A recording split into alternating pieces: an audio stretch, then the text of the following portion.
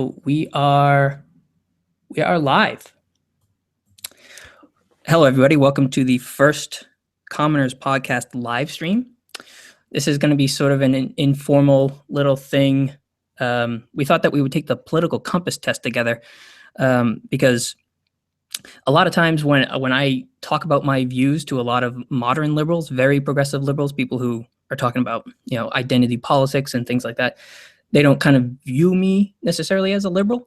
And so this, I thought, was a good way to sort of, at least for me, take the test, and then you kind of see where I end up on the spectrum to prove, yes, I am on the left with you guys. Adam, do you have similar thoughts? I am actually quite interested to see how we compare against each other, because we've obviously chatted about politics for a long time now, good number of years, and so to actually have something quantitative that places us relative to each other, I think would be quite interesting. Yes, this is also nice because I'm not in my full setup like I normally am in the place that I have to be.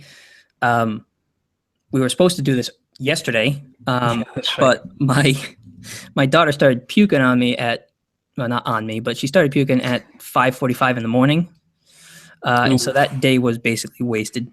Yeah. No, that's rough. Yeah, but they're napping now. They're down, so we have some time to get this done.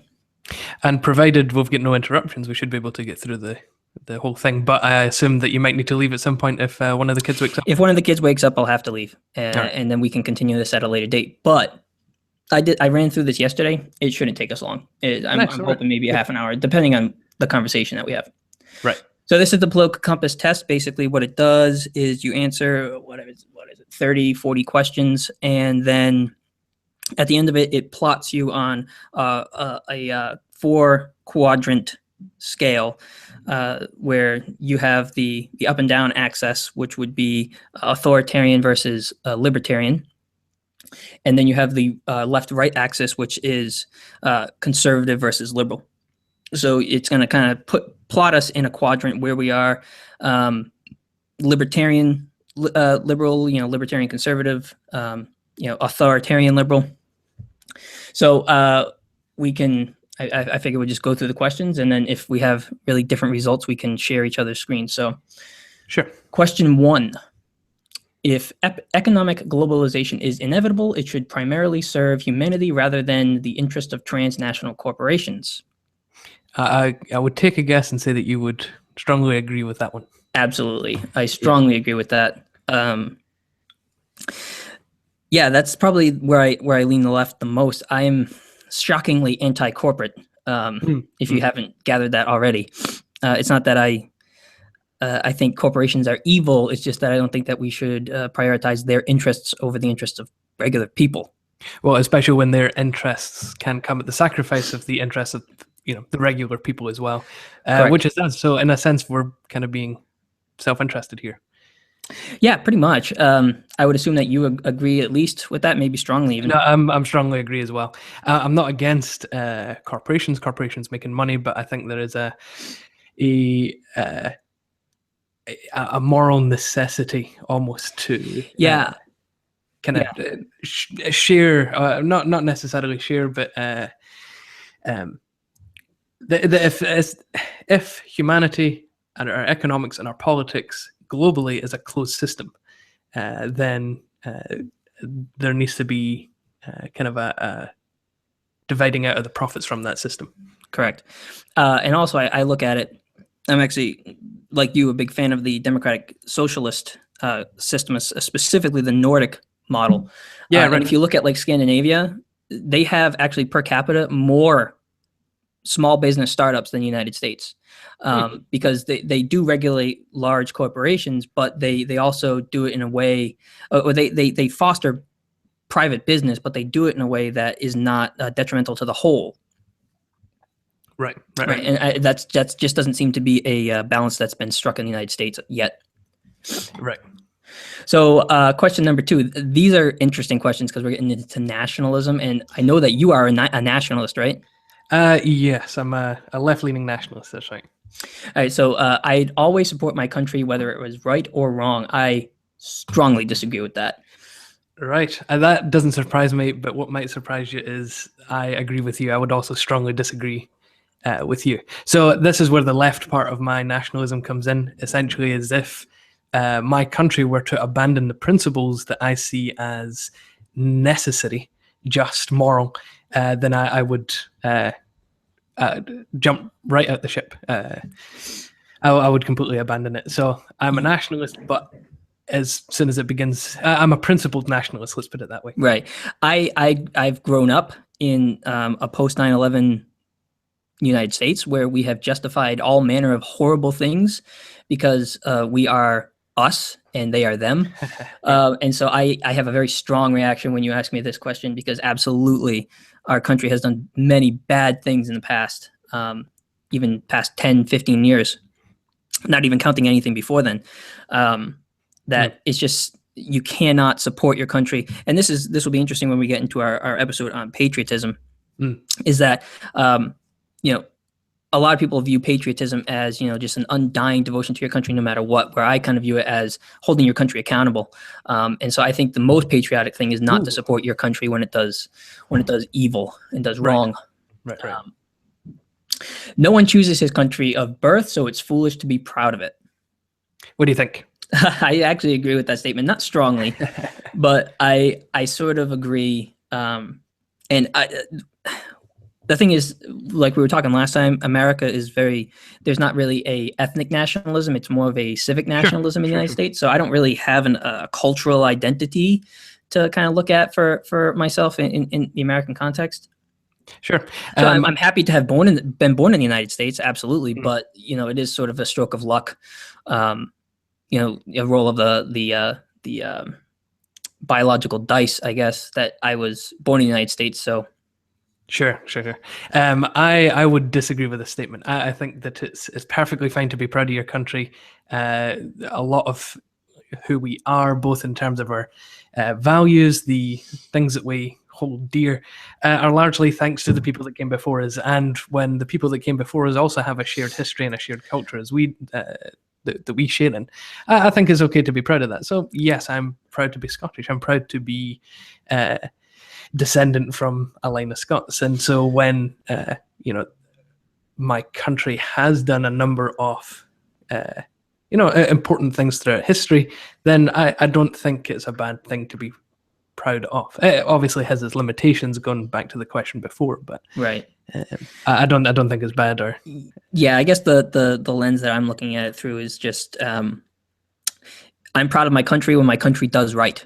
I'm not proud of my country because it's America, But even if the country, so for instance, if Scotland starts going down kind of a similar right-wing populist route, I'd still be proud to be Scottish. And then I would fight for the values that I think the country should be. You're more proud of the heritage than necessarily the present. Well, and the shit. Well, I'm proud of the present as well. But you have reason to be. Yeah, maybe. Well, you do have a pretty progressive government there. I mean, right now, my country just elected Donald Trump, so it's kind of hard to be super proud of my country right now. No, that's right. I think I mentioned it in the first episode, was that Scotland has one of the few left-leaning nationalist governments in the world, and that kind of sums up a lot. So maybe it's easy for me to answer my question, but even if, say, for instance, there was a conservative government in Scotland that backed Trump and backed Brexit, I think I'd still be proud to be Scottish. I'd still be proud of the present, the country that it is, right, and the country that it's kind of came from. It's because it's a shared value. Like, part of my values come from the fact that I'm Scottish. Right. I don't even think that we really need to spend any time on this next question. Our race has many superior qualities compared with other races. Strongly disagree. Yeah, I strongly disagree. That's not a difficult one. No. Equality is a necessity. Yes. And the enemy of my enemy is my friend. Oh, that's a tough one. See, I'm not going to strongly disagree with that one, because I do at some point realize there's got to be some real politic going on in the background, and you do at some level need to be a realist when it comes to international politics.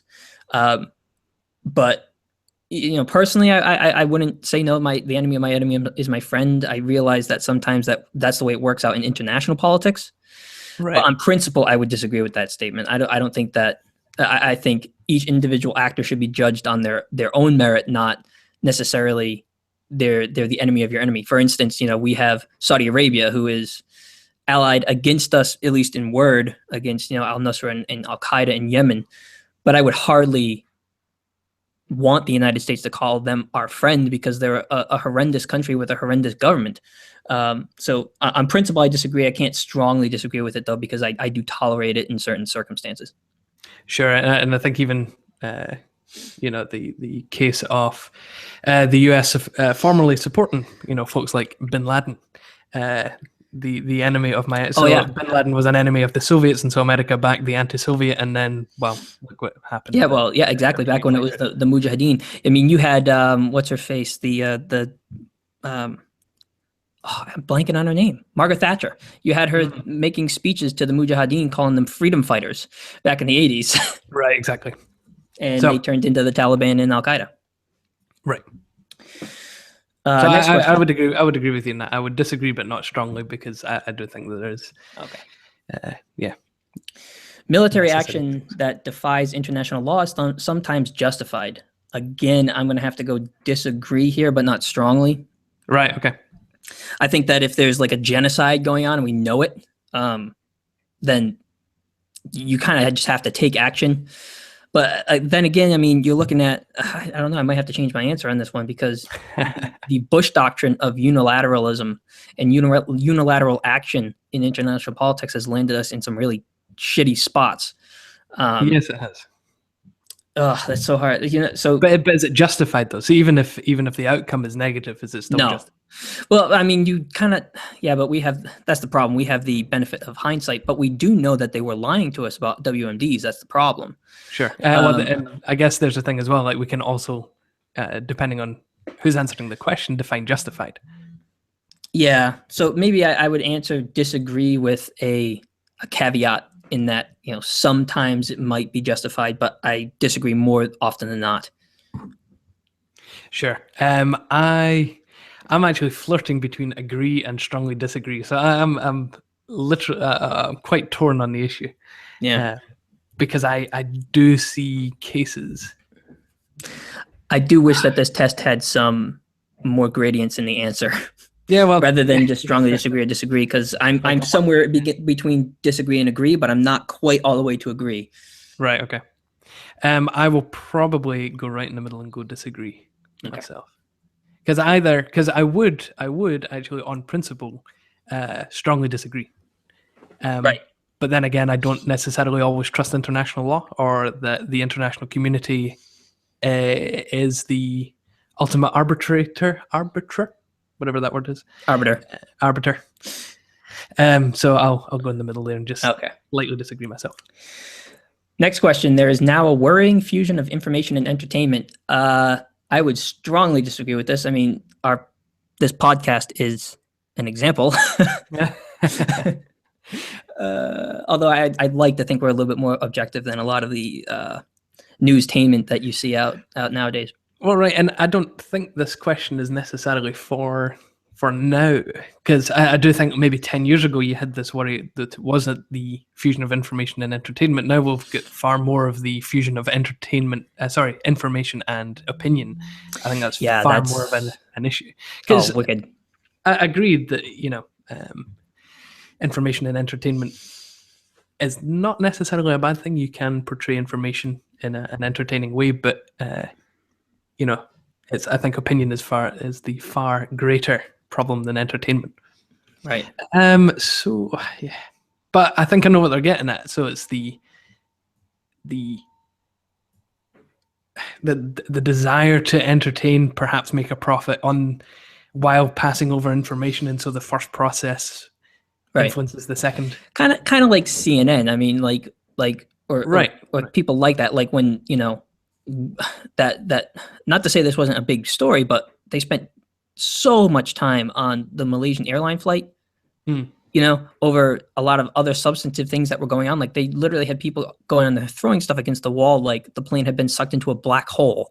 Like it was embarrassing, but it's all ratings driven. And I think that's sort of what this is getting towards, is that right.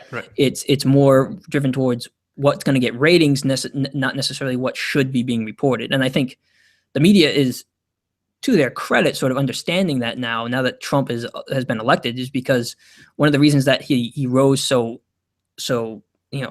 quickly and prominently was that there was not really honest coverage of Trump. It was just this outrageous sort of, oh, look at this, it's a circus of entertainment, rather than sort of just being like, reporting on the issues. Sure. On that basis, then I would agree with the statement. I think that there does tend to be a ratings-based reasoning for the information that we do get and how we receive it. Right. All right. So next page here. Let's see what we got. Now the economy. We're talking attitudes here, not FTSE index. Okay. People are ultimately divided more by class than by nationality. Oh. That's a great question. Go ahead. You answer this one first. I know how you're going to answer this. Sure. Yeah, I would strongly disagree with this question. This is the whole reason why I cannot stand the Labour Party here in the UK. It's because their basis, their basic philosophy, like one of the driving principles behind their entire political narrative and idea structure is that we are united by class more than nationality. And the two major... Very socialist. Exactly. But the two major faults of that is, one, in order for an economy to work properly, it needs to work across the different classes. So it needs to be an economy that does work for the working class while also working for the wealth creators, while also working for the unemployed, while also working for, anyone in between, the middle class. And at the same time, I would guarantee you that there are far more differences in opinions about the world in general between the Indonesian working class and the Scottish working class than there are between the Scottish working class and the Scottish upper class. True. So I just can't. And I mean, the only circumstance in which this seems to have worked out and then ultimately failed was the USSR. That's why the USSR was made up of Estonians and Latvians and Kazakhs and Kyrgyz and Russians, and it didn't work because they all sacrificed their nationality for the larger domination of one class, and it just didn't work. It fell apart. So you strongly disagree? Very much. Okay. See, I'm somewhere between disagree and agree. And I think obviously this is probably from my particular American bubble. I mean, I look at it like, if you look at a lot of things, especially the debates about race in the United States, and I know that's different than nationality, but if you look at it, where people talk about higher crime rates among certain races and things like that, the unifying factor that you see in most of these things is not race, but it's actually economic status. So I think that you do see a lot of similarities between class in the United States, more so than you would see between people just because they're Americans. So like I have almost nothing in common with the owners of my company. I have nothing in common with billionaires and trillionaires. I would find myself more comfortable, regardless of nationality, with somebody of my own economic status than I would outside of it. You know what I'm saying? And it's more of a personal thing. I don't really have. It's not that I don't have statistics to back it up, because I think you would see that there are corresponding levels of different societal ills based on your class more so than your nationality. You know what I'm saying?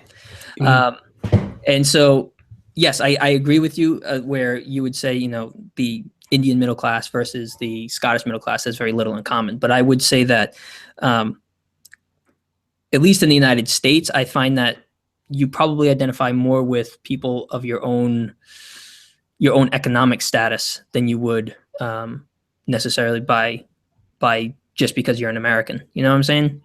Right. The only thing I'd say is that you're thinking it in terms of within the US. Whereas, like, for instance, would you feel more in common with a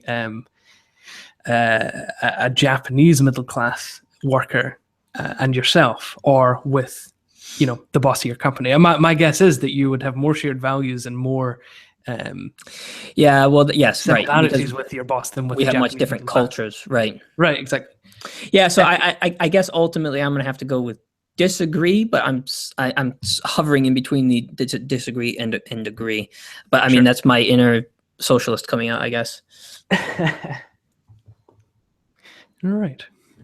I guess just like on a narrative level, I kind of like to think of, people being united by class. But you're right. I mean, so yeah, if you have a much more homogenous culture like you would in Japan, then definitely I agree with you. But in the context of the United States, where we don't necessarily have, I mean, we're the melting pot. We have a lot of different nationalities represented inside the United States, and so I think that people are more divided along economic lines in the United States than they would be of by nationality. If that makes any sense. Yeah, it does. That does make sense. Yeah. All right. So next question: controlling inflation is more important than controlling unemployment. I'm not an economist, so this is kind of a hard question to answer. But I don't know. I sort of look at inflation as something that is a natural outgrowth of an economy, and it sort of is the like dipstick of an economy to sort of measure its health. Whereas I think you can sort of control unemployment easier through things like the New Deal type programs like infrastructure spending, things like that. So generally, I would say that I would be more interested in controlling unemployment, because when people don't have jobs, they aren't working. If you don't have a job, well, inflation is going to affect you if you don't have a job. But if you don't have a job, that comes with so many different sorts of ills and problems. Whereas with inflation, that's more of something that's naturally regulated by the economy rather than effectively regulated by the government. Sure, I think I'd agree with you on this, more on the basis of my observation of what governments actually do. Maybe that's bad logic, considering that they might be thinking of kind of things politically instead of economically. But nonetheless, for instance, there's been no control on inflation in the UK, and it actually went through a couple of years of deflation, which ended up being really good for the consumer. My point being essentially that currencies do inflate and deflate, and the economy does the same thing. So yeah, I think I'd largely agree with you. The only thing I do wonder though is if you had a case like Zimbabwe or Iceland after the crash that they had in 2008, where they did actually have to control inflation to stop the running away of any value in the currency in the economy. Yeah. Whether there is actually a balance in. So at some point it will be more important to control inflation than unemployment. So Right. Perhaps I just disagree with the question in saying that, well, it depends what type of circumstances your economy is in. Right. And then just kind of a final thought in that is, if inflation then is the basis by which everything else has value, is it more important to then control inflation? Just again, kind of in principle, as opposed to politically or given individual context. Yeah. So I think I would agree with this on that basis, but more in principle rather than reality. Yeah, because I think countries like the UK and the US don't actually need to control inflation; they need to do something about unemployment. Whereas, right, well, because the United States overall has had a pretty healthy economy. Right. After the crash, obviously, unemployment was the big issue after the crash. And we didn't really see a period of like hyperinflation that a lot of people thought we were going to because of, that. Well, I mean, it's hard to say that it was government action that held inflation down, but I mean, there were definitely some steps that were taken to control unemployment after that. So, yeah, I mean, I guess on principle, I would disagree. So I don't strongly disagree, because I'm not agnostic on the issue. It's just that I think, like you said, it's based on the answer to this question is dependent upon the situation that your economy's in. Right. So I would agree with this. So are we different then on that one? Yes, I'm going to disagree on it. All right. Very good. But not strongly. Because corporations cannot be trusted to voluntarily protect the environment, they require regulation. Absolutely. Strongly agree. I think we're both Absolutely. going to strongly agree on that one. And I don't think there's any really room for conversation on that. No, you're right. Very simply. I mean, so this actually just came out last week. So Trump, through executive order, reversed Obama's decisions on Keystone XL and the Dakota Access Pipeline. Yeah, Did you hear about that? The Dakota Access Pipeline is actually running close to the water supply for that reservation there. I'm blanking on the name of the reservation. I'm sorry, but there's a pipeline in Iowa actually that just sprung a leak on Wednesday, and it has leaked 140,000 gallons of diesel fuel. Wow. Yeah, it's horrendous. And so when these things go wrong, they go really, really wrong. And I was reading for this Iowa pipeline or some other it might have been the Keystone XL pipeline, or it might have been the Iowa pipeline. Essentially, this thing is like thousands of miles long, whichever pipeline they were talking about. And there were only a certain amount of inspectors per pipeline. So it was like 500. Anyway, it came out to there being less than one inspector or only one inspector per like 1,000 miles of pipeline or something like that. So it's these things are prime for this sort of thing to happen. And so when companies are not regulated, when companies are not held in check, ultimately the bottom line is going to drive their decisions, and they're not going to worry about the environment. And I think we've seen that time and time again through the Clean Air Act that the EPA did, drastically improved our clean air. The emissions in gas. I mean, it used to be that there was lead in gas, and it was poisoning us. And these huge companies were actually hiring scientists. I forget the guy's name, but there was a scientist that was hired by the oil companies that were going through this back in the day when they first decided to sort of regulate gasoline in that way, where he would literally go and do demonstrations where he would drink lead to like prove that it wasn't harmful. And he actually testified in front of Congress that lead was not harmful because he was bankrolled by gas companies. And so they're not going to care about the environment. They're not going to care about people, to be quite honest with you. And so, that's again, my anti-corporatist strain coming out. They're really not going to care about you or people. It's the bottom line. And so they do absolutely require regulation. Yeah, completely agreed. When the bottom line is the main thing, everything else goes by the wayside. Right. So, including morality. Yeah, well, right. That's absolutely true. And has a proven track record. Yeah, exactly. I am not a Christian, but one thing that I unequivocally agree with is that money is the love of money, I would say. Oh, I was going to say, yeah, see, Christians will sometimes get hung up on that and say that, well, it is money that's the root of all evil. Christianity is always more about heart issues than stuff. The love of money. Exactly. From each according to his ability, to each according to his need is a fundamentally good idea. Strongly agree with that one. I do strongly agree with that. I agree with that as well. At first, when I took this yesterday, I sort of went back and forth on this because I was wondering what it means by fundamentally good idea. It doesn't mean fundamentally as in like, yes, this should be implemented everywhere, or should it mean that in principle, this is a great idea? Because in principle, this is obviously, yes. How could you disagree with that?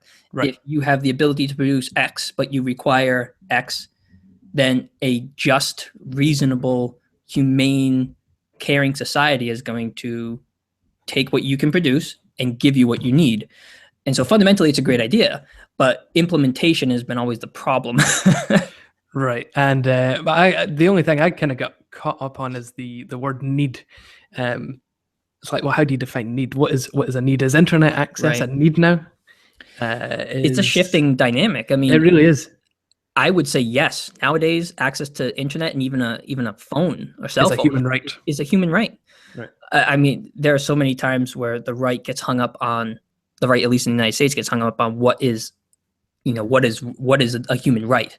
And like in the United States, obviously, we don't even view it that healthcare is a right. It's so right. I'm definitely far to the left on that. So it's a sad reflection on our society that something as basic as drinking water is now a bottled, branded consumer product. I disagree, I think. Yeah. I think so. So- The only story that I'm thinking of is that, when your celebrities started carrying around bottled water,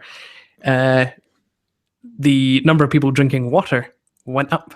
Like True. sales in soft drinks and sugary drinks went down. So I'm not completely against the idea. I'm also not completely against the idea of something as simple as water being a branded consumer product. Like if you can Right. make money out of it and people are willing to buy it for the convenience, I do believe in a free market. So if you can produce something that people are willing to buy, yeah, go ahead. Yeah. I'm not against that. So I agree with the free market. However, I disagree that it should be completely unregulated and that, the free market should basically determine the cost of everything, right?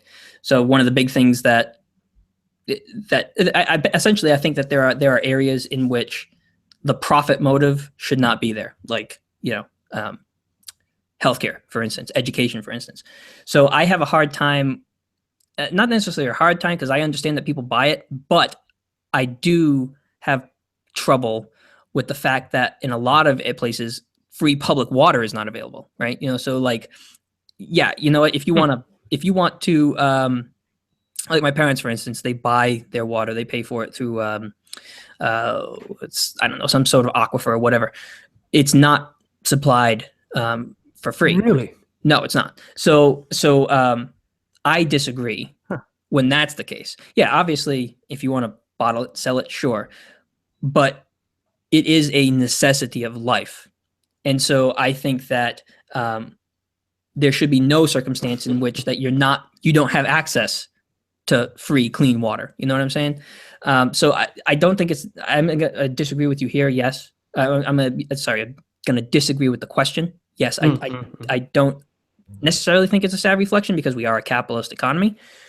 However, I do think it's sort of a travesty that a lot of people do have to pay for their water.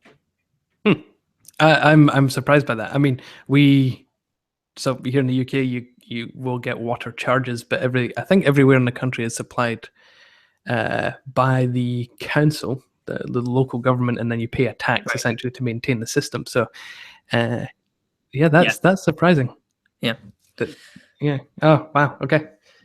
Land. Well, I don't know how prevalent that is, but I just know that my parents don't have water paid through by the town. A lot, like we live in Gloucester, and yes, we do. The town there is like a commodity tax for it that my landlord pays, but sure. My parents literally go through a private company for water because the town doesn't supply it. Wow, there you go. Yeah. Okay. Land shouldn't be a commodity to be bought and sold. I strongly disagree with that. Yeah, so do I. I'm not that so. Well, actually, that's not really even socialist. That would be more communist, right? Yes, that would be straight up Marxism. Yes, land. I see. That's the thing. I fundamentally believe that there are certain rights to property that everybody has, and so if you own land, I don't see a problem with that being bought and sold as a commodity. Sure. My only problem with it is the beginning of the system. So, at what point did land enter the market, and how did that person come about? The ownership of that land, particularly in America, where land was certainly taken over. That is true. I mean, well, yes. I mean, you get into all those sorts of arguments, like the whole Israel versus Palestine is ultimately a battle over land that Israel believes is theirs from times past. Yep. So if you're going to sort of expect, Palestine. That's the funny paradox of conservatism is if you're going to expect the Palestinians just to move aside and allow Israel to come back, which by and large conservatives in America do, then why are we not giving our land back to Native Americans who were here long before we were? That's right. It is a really funny concept though if you think of it, that we just sort of cordon off these blocks of land on this planet and just say mine, and then decide that we can sell it for a price. Well, there's another thing actually I would add to it, is that I think that I would strongly disagree, more so than just the strongly disagree here, because I would much prefer a system like in the Faroes where they don't have property tax, so that the land that you actually have is yours. You don't have to pay anyone to use it, to be on it. Obviously, the Faroese pay other taxes to fund their government, but your land is your land. You can do with it what you wish in the Faroes. Right. So I would even go further than that to say that it should almost be an extension of the self, almost, in that you don't pay a tax to use your body. You shouldn't pay a tax to use the stuff that you own either. Right. It is regrettable that many personal fortunes are made by people who simply manipulate money and contribute nothing to their society. Yes, I agree. I don't strongly agree with that necessarily, because I do agree that that is a way to make money and people do make it. I would be more comfortable with it if you paid payroll taxes on it, on the money that you earn through that, and not just capital gains. For instance, Mitt Romney, I think, made almost $42 million, and he paid less taxes on that money percentage-wise than his secretary, because he only paid capital 15%. gains tax. Exactly, 15%. 50% of a capital gains tax, rather than what I pay out of my paycheck, which is Medicare, Social Security, federal taxes, income tax, state income tax. Income tax is the big one. Exactly. So I would be okay with scrapping capital gains tax and then just putting payroll taxes on literally any income that you gain, whether it's through investments or not. So while I'm going to agree with this, not strongly, I'm just going to, my agreement there is more that it's not regrettable that people have fortunes because of it. It's regrettable that, Sure. I think I would agree with you in saying that the aspect of this phrase that is agreeable is the fact that it's regrettable. It's like, well, it's not a bad thing that people are essentially just using their money to make money without actually contributing anything. But, if you're not actually contributing anything to your society, it's entirely self-gain. So not disallowed, but certainly regrettable that it exists. Right. Protectionism is sometimes necessary in trade. I strongly disagree. I mean, agree. I strongly agree, not disagree. Very poignant given our recent election. Yes. Well, and some of the recent executive orders coming out of the president's office. Right. Well, I mean, if you look at it like NAFTA, for instance, we signed that, and it's not a great trade deal for us, first of all. I mean, yes, we net at the end of the day, I think we do have more jobs. I think I was reading that we do have more jobs. But the problem is that the jobs that are coming are not producing jobs. They're service jobs. And right now we're operating at a trade deficit to both Canada and Mexico because of NAFTA. Right. And that's not good for our economy, because you look at the jobs that that Obama brought back, because he was good on jobs. He had 75 months straight of job growth, or whatever it was. It was this insane number that if a Republican president had done it, they would be singing his praises and literally, making him a saint.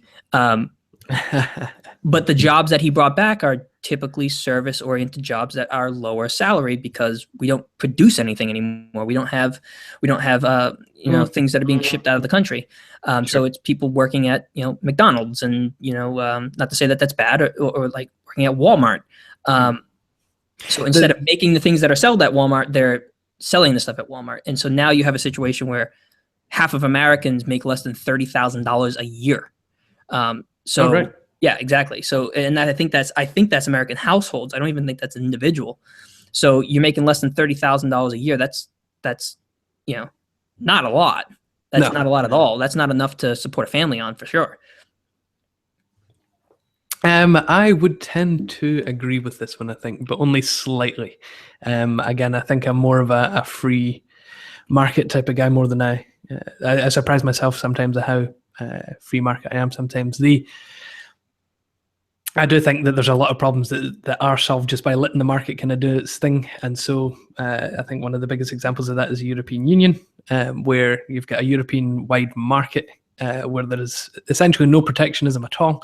And up until the last, 5 years or so, essentially since the latest crash, economic productivity and, even individual quality of life has gone up, and I would largely say that that's because of world trade. Like one of the things that May said in our last speech on Brexit there was that trade is ultimately good. So more trade, more jobs; less trade, less jobs. And I do agree that is true. But Right. in terms of protectionism, maybe there are some instances in which it is necessary. I wonder if this would also come under the kind of the heading of, for instance, China uses, well, let's say hypothetically, Bangladesh uses close to slave labor for some of its products.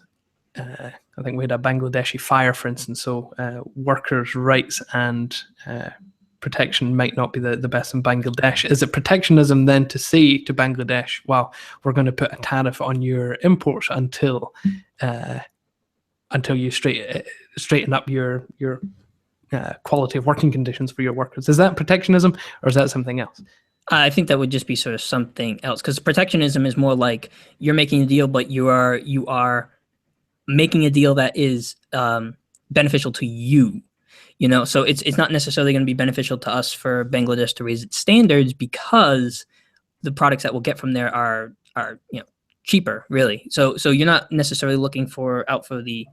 I, as a liberal, would be. That's one of the reasons I strongly was against TPP.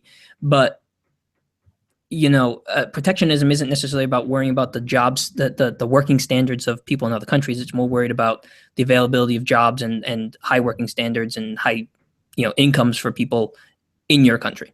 Sure. The only social responsibility of a company should be to deliver a profit to its shareholders. Strongly disagree. Yep, I think that goes right back to the first question. I strongly disagree as well. Right. The rich are too highly taxed. Strongly disagree. We just talked about this. A lot of people who are rich literally get their income through capital gains, and they pay much lower taxes on what they earn.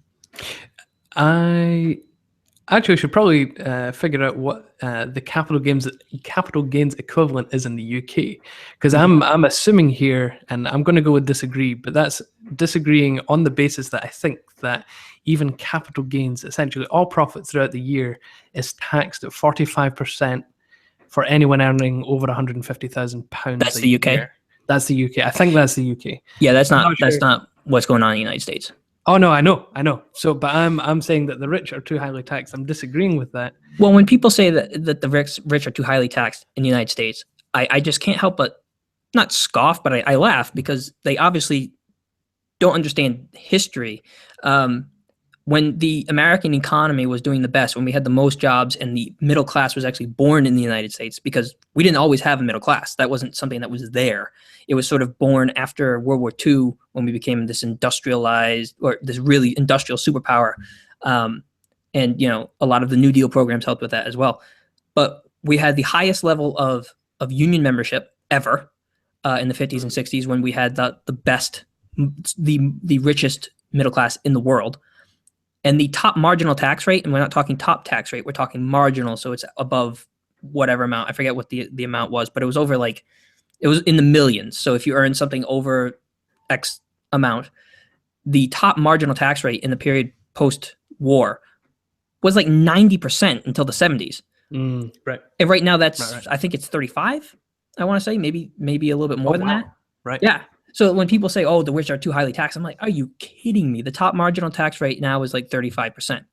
When we were the strongest, middle class in the world, it was 90. So don't even, and that's the nominal rate. When you actually look at effective tax rate, it's much less than that, because of tax credits and loopholes and all that kind of stuff. Sure. Well, and I was going to say here, one of the big issues is the rich actually employing tax evasion tactics to get out of paying their tax, which I'm sure happens all over the world anyway. Right. But that's one of the things that needs to be cracked down upon here. Those with the ability to pay should have the right to higher standards of medical care. I disagree with that. Not strongly, but I disagree. I will strongly disagree, seeing how the NHS works. The NHS is a completely publicly funded and free at the point of access for everyone. And the higher standards of care are given to everyone. The only cases in which this wouldn't apply is things that are cosmetic, or perhaps something that you would prefer to have done sooner that doesn't have to be done sooner, like a hip replacement or a knee So an replacement. elective procedure. Exactly. And that is actually a private healthcare system within the UK, but it deals with things like plastic surgery, cosmetic surgery, and operations that are elective. The funny thing is, though, is that even within the private care system, you'll get NHS doctors. So it's just, and yeah, exactly. So you're getting public doctors. You're just paying for, the little advantages on the side. So actually, I would say that there is, if you've got a system like the NHS, then absolutely not. Everyone pays what they're requested or required to pay, and everyone receives the same amount of medical care. It really is the crowning point, the crowning achievement, I think, in the UK is the healthcare system. I'm so jealous. Yeah, my brother, literally anywhere else is better than the United States, or at least modern nations. My brother, no, listen, my brother is an immigrant. He's not even like green. He doesn't even have like I think he's working towards a worker's visa. He's not even at that level in Australia yet. He moved to Australia recently, and he gets health insurance coverage that's as good as the insurance coverage I have, and actually probably better, because he has lower copays and things like that. Because in Australia, there's a mix between public and private. He's not eligible for public yet, but the private insurance that he buys has to compete with that low-cost public option. And so, and so him and his wife have coverage on a family plan that is as good, if not better than mine, for like $125 a month. And I'm paying like 3 times that. Yeah, see that 3 times that per paycheck. $120 a month sounds too expensive. Yeah, well, well, this is what I'm saying. That's why I'm saying, like, literally any other developed nation is better. I mean, because you're even looking at, like, Australia has private health insurance, but they also have a public option. There is market competition, and that's the thing we talk about in the United States. It's like, oh, well, we have the best healthcare in the world, when we know that's false. We don't have better health outcomes than anybody else, and we pay what was it, 18% of our GDP? Yeah, it was 17% of the GDP compared to the UK, which only spends 9% on a fully free healthcare system. And no other modern nation is over like 10%. I think you're right. Yeah, Australia is about 9% too. And my brother's paying nothing. Yeah, I think France is down about 7%. So yeah, you'd be right. It's insane. So the idea that healthcare is something that's you got to shop for it in the marketplace, and that's just insane to me. It's insane. Yeah. Anyway, government should penalize businesses that mislead the public. Strongly agree. Yeah, strongly agree as well. I'm not for a lot of regulation necessarily. I certainly don't believe in kind of a managed economy. Certainly not that far. But if you're just going to willfully lie to the people to misrepresent your product, then that's just it should be illegal. It's unethical. Right. Exactly. It just should be illegal. Yeah, I mean, back before we had these sort of protections in the United States, I was just reading like this article about truth in advertising, and literally back in like the early 1900s, America, there were ads in American newspapers for butter that literally it's like, oh, it's greasy, so it actually helps lube the insides of your body so that it actually keeps you regular. And it's like, are you kidding me? There's nothing behind it. And so now you have smoking used to be a recommended thing by doctors as well, right? But like if you don't regulate that stuff, they're going to tell you whatever they have to tell you to sell their product. Yeah, that's right. Absolutely. A genuine free market requires restrictions on the ability of predatory multinationals to create monopolies. Agree. I would tend to strongly agree with this, but I'll strongly agree on the basis of a kind of a real economic argument. Let's put it that way. Right. Because again, in principle, I don't necessarily like the restrictions, but I just think in good practice it is a necessary thing to do. Right, and that's the thing. When you have free market versus managed economy sort of arguments, both of those arguments are in principle. When you look at actually how it plays out in the real world, often like neither of those extremes are correct. Yeah, correct. Because you can sort of have this idealized vision of a corporation that's going to do right by people, but very rarely is that the case. Sure. Yep.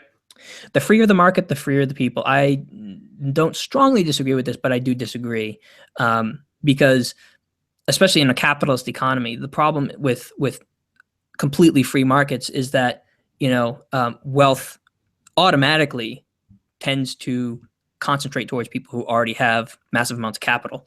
So you see now, like a report just came out last week, a couple weeks ago, where eight people hold more wealth than the bottom half of the world. Yep. And so, like, that's insane.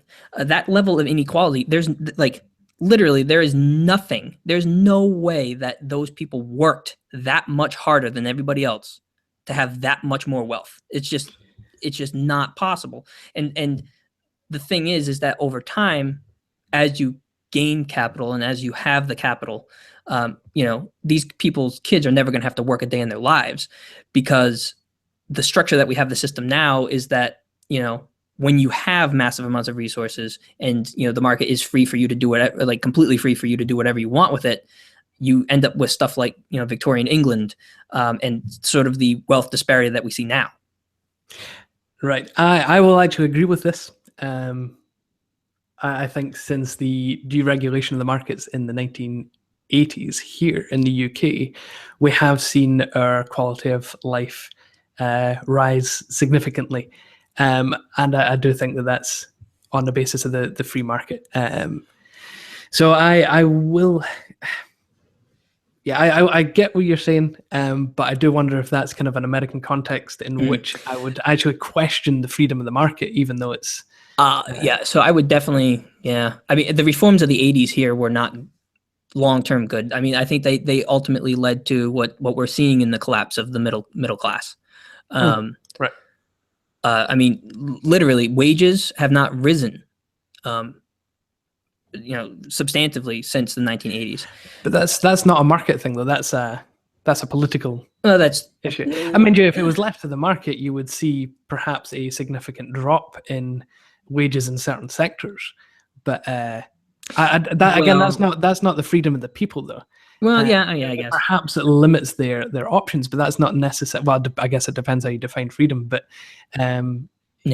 just because you're not economically well off doesn't mean you're free to, purchase what you can, sell what you can, live a particular life free from government intrusion, that type of thing. So.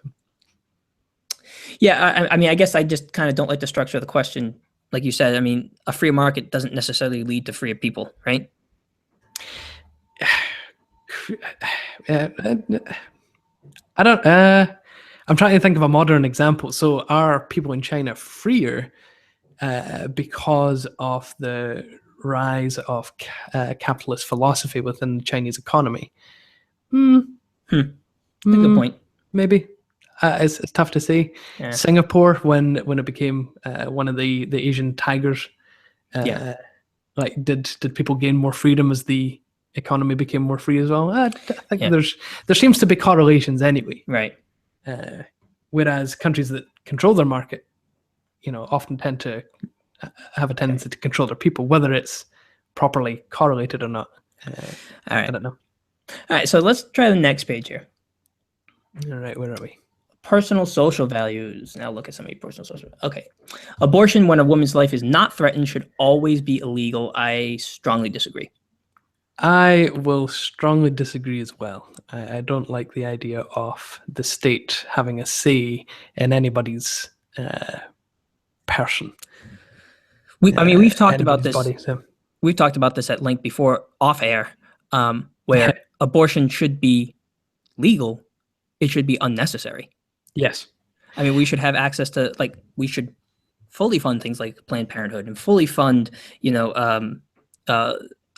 services that reproductive health services.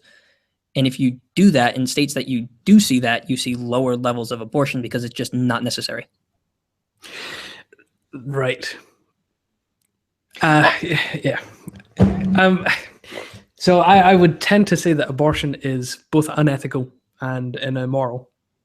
But again, I don't necessarily like the idea of the state having a say on what people can and can't do with their body. My My challenge to the pro-life folk has always been and will continue to be, what money then are you investing in any system, publicly through the government or privately through institutions like, well, perhaps not like Planned Parenthood, but like private health initiatives that actually invest in, single women, working Right. mothers, not wanting to have children, even Right. even up until abortion. Where sorry, not abortion, adoption. Where is the line of pro-lifers lining up to adopt Right. potentially aborted kids? Or give, programs that help disadvantaged people who have children that, Right, exactly. they're not Exactly. allowing to get, So abortions like that. it's an annoying divide in which it tends to be the fiscally conservative that are also socially conservative. Right. So Which they is a don't false dichotomy. I would argue, yeah, definitely. But so you won't have the people that are actually saying you need to take care of this kid. You need to have this kid and take care of this kid. Right. But we're not going By to help your you do own. it. Exactly. your We're own. not going to help you do it. Yeah, exactly. All authority should be questioned. Strongly agree. Yep, strongly agree.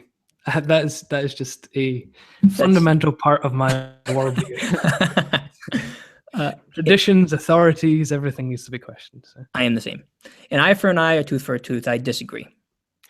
Yeah, I've kind of gone back and forth on this one. Actually, I'm not sure. I think it's a.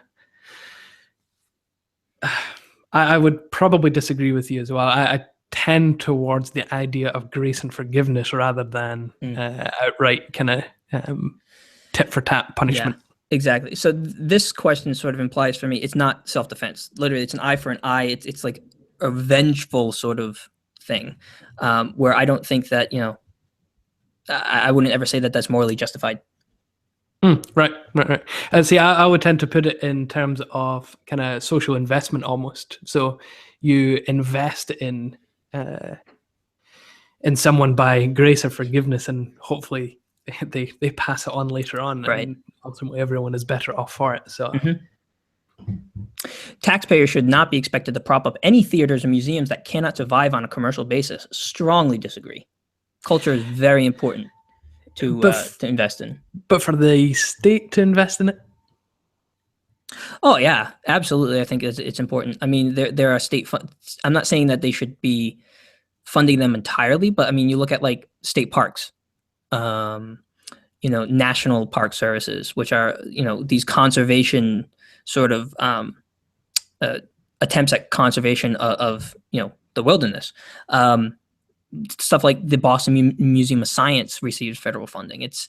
I think it's just for it to have a robust society alone. I don't think that you would necessarily have as much of that if it was left to things that could only survive on a commercial basis. Like parts of our culture would not survive.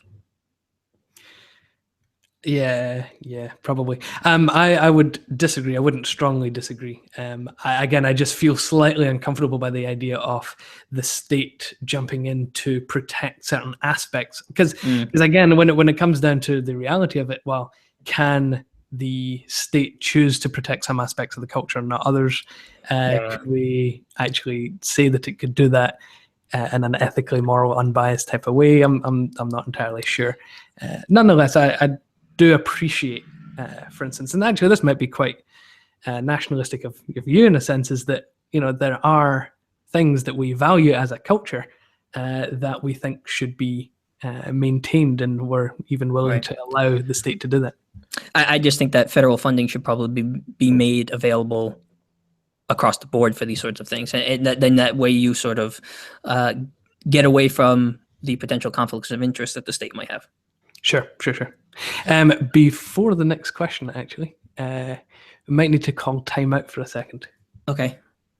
Just for a second. All right, I'll be back. All right.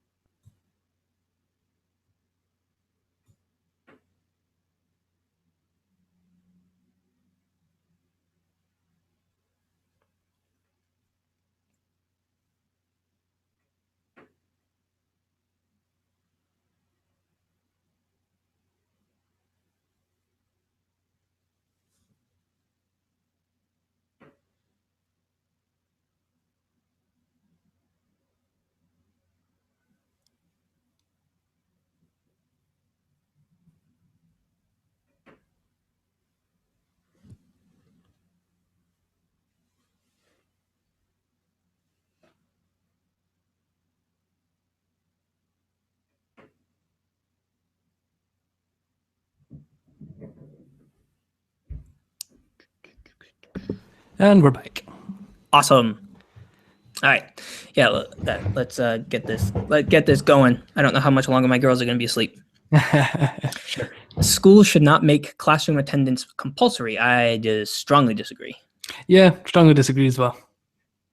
Well, go ahead. I mean, the caveat there, I think, is that public schools need to be, secular,